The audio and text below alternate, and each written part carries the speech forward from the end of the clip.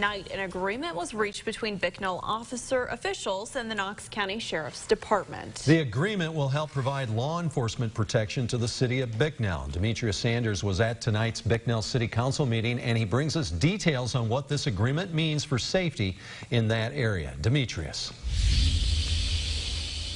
Mike Sadie, by a vote of 4-1, the Bicknell City Council passed an interlocal agreement that would allow for the Knox County Sheriff's Department to help patrol the city. But it was a decision that many were not pleased with. After their police chief was charged with battery and another officer was accused of sharing confidential information that put undercover officers at risk, the city of Bicknell was left with 2 officers to patrol the city.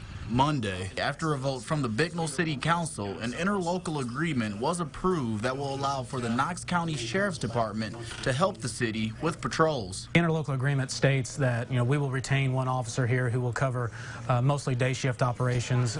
There will be the opportunity for him to move around based on various needs of the community. In addition to keeping 1 officer, beginning on January 1st of 2020, the city of Bicknell will pay the Knox County Sheriff's Department around $326,000 a year for 3 years. That money will be used to hire 4 new deputies to help with policing Bicknell. In exchange, the city of Bicknell will transfer some weapons and vehicles to the county. The prevailing wisdom is that a good agreement is one where someone had to give up something, and I think that's what happened here, and that's why I think the agreement's good. While Estabrook believes the agreement is good, many community members at Monday's meeting spoke out against it. Tell them that they're not safe. I will not say that. This is not what we need. We need actual law enforcement, train people. And Garlick says she does have safety concerns following the agreement. My concern is our response time.